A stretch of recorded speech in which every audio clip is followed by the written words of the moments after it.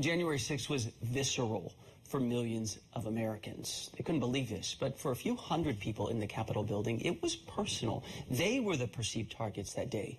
Joining me now is Congressman Steve Cohen, a Democrat representing Memphis, Tennessee. Congressman, I know that airline issues kept you at home today, or you would have been in the Capitol, but you were in the gallery on January 6th. You reportedly yelled to Republican colleagues who were on the floor, quote, "Call Trump, tell him to call off his Revolutionary Guard." Do you feel the threat has subsided, dissipated in the last year?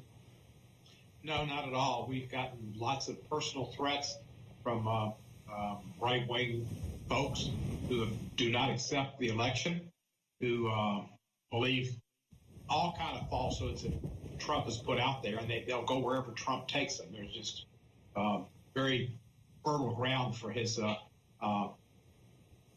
lies, prevarications. And so I don't feel much safer. I heard tonight there was a report of possible people threatening Congress people. Over 90 Congress people were threatened.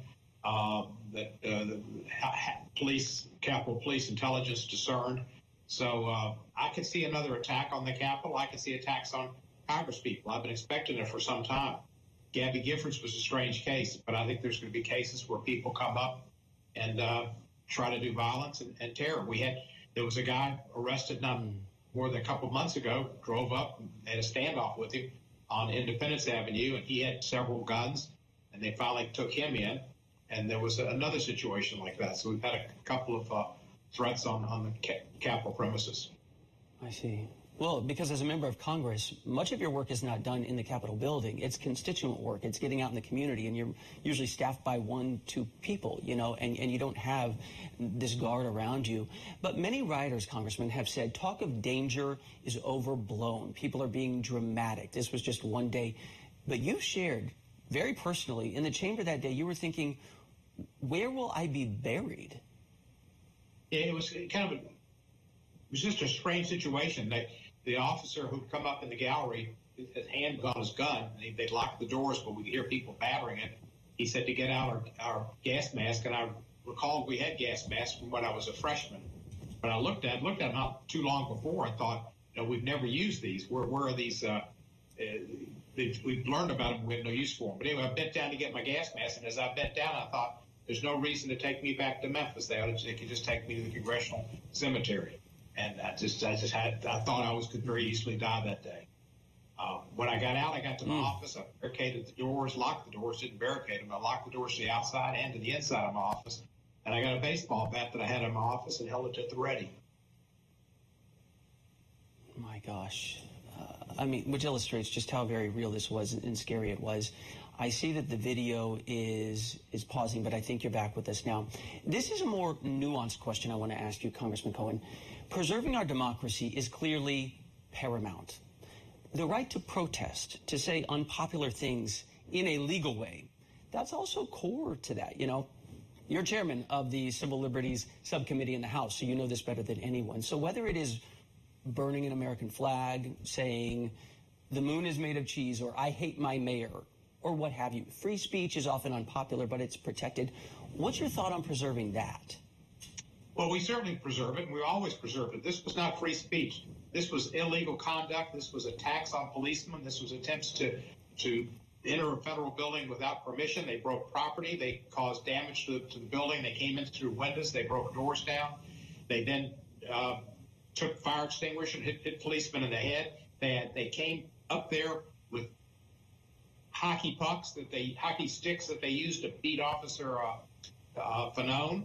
They had other instruments they brought up there, sticks to hit people with, clubs. I read about a guy today that had some kind of studs on his gloves, on his knuckles, so it would be more effective as a fighter.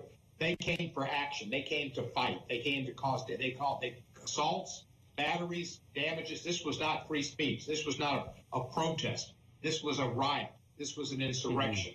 And the Republicans know it. And that's why they tried to say immediately, oh, this was Antifa doing this, or Black Lives Matter. They were instigating this, and they got them to do it.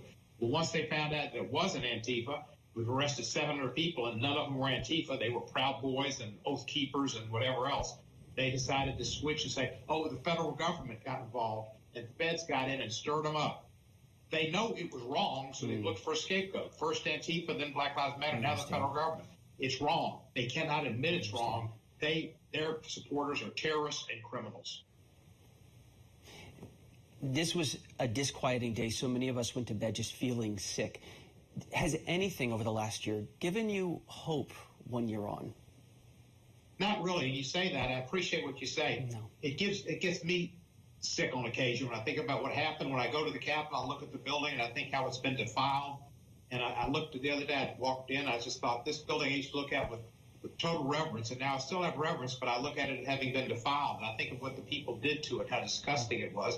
And then I think of what they did in the halls. They excreted feces in the halls, slapped it around, and put it on the sides. They urinated in the halls. They did all kind of awful things in that building. It has been defiled.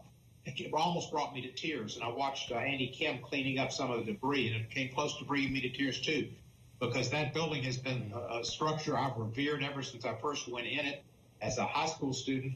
And having served there for 15 years, I revere it just more. And I wondered when I was watching Andy Kim today clean up the trash, which he did a year ago, but it was on the news. And I thought, I wonder if any Republicans see this and get teary-eyed and get really concerned about it. I don't think they do. I don't think they do.